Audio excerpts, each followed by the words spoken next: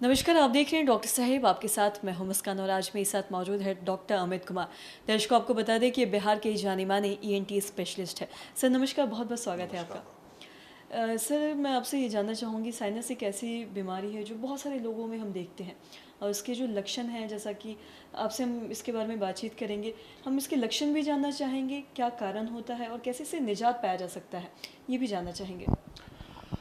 Sinusitis का जो पहला लक्षण है, देखिए ये जो नाक की प्रॉब्लम्स जो होती हैं, नाक और साइनसिस की, वो ब्रॉडली दो टाइप के उसमें डिवाइडेड है।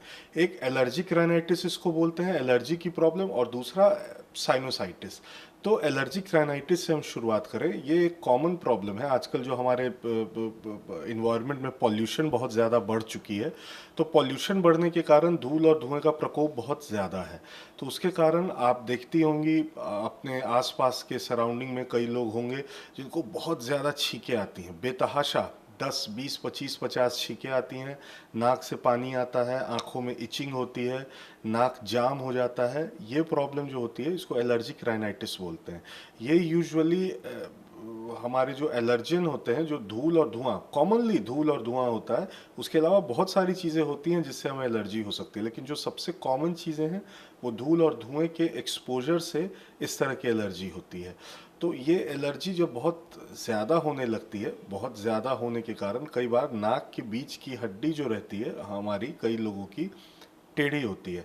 जो टेढ़ी होती है, अगर उनको बहुत ज़्यादा एलर्जिक राइनाइटिस होता है, एलर्जी की प्रॉब्लम अगर बहुत ज़्यादा होती है, तो उसमें आगे चल करके ये साइनोसाइटिस का प्रॉब्लम लेने लगती है।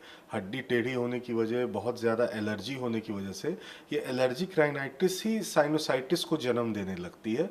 तो जिसके कारण से हमारे जो साइनसेस होते हैं, वो हमारे हड्डी के बीच की, चेहरे की हड्डी और सर के पास की, ये जो आंखों के बीच की हड्डी होती है, उसमें खाली जगह होती है जिसमें बलगम जमा होता है। तो वो उसको उसमें बलगम प्रॉपरली, बहुत ज़्यादा बलगम निकलता है, वो ड्रेन नहीं हो पाता हड्डी टेढ़ी होने की वजह से और उसका रास्ता ब्लॉकेज होने की वजह से, जिसको ब्लॉकेज ऑफ ऑस्टियोमेटल कॉम्प्लेक्स बोलते हैं हम लोग।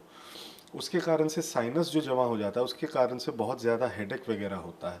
तो इसका एलर्जी का रोकथाम ये है कि सबसे पहले तो हमें एलर्जिन को अवॉइड करना चाहिए। जो एलर्जी होती है उसको, जिन जिन चीज़ों से एलर्जी है उसको अवॉइड करना चाहिए। धूल और धुएं से बचाव करना चाहिए।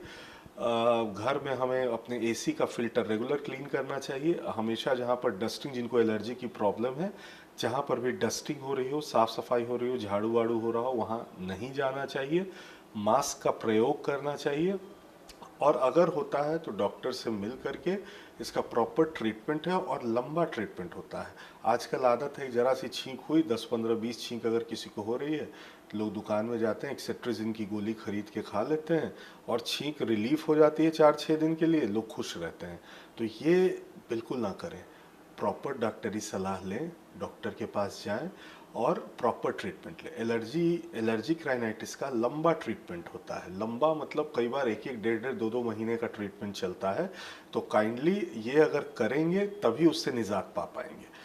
और साइनोसाइटिस उसी का सीक्वल है। तो अगर एलर्जिक राइनाइटिस से बचाव करेंगे तो साइनोसाइटिस से भी बचाव आपका ग्रेजुअली हो जाएगा। और साथ ही साइनस की अगर हम बात करें तो क्या इसमें सांस लेने में भी दिक्कत होता है? बिल्कुल होती है, बिल्कुल होती है, क्योंकि साइनोसाइटिस अगर सीवियर साइनोसाइटिस होता है तो कई बार ये नाक का मस्सा बन जाता है, जिसको पॉलिप बोलते हैं।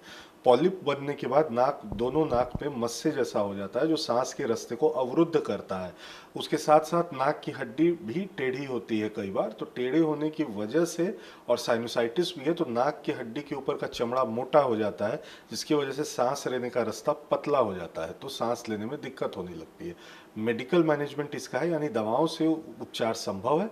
कई बार जब मेडिकल मैनेजमेंट सक्सेसफुल नहीं होता तो इसकी ऑपरेशन की जाती है।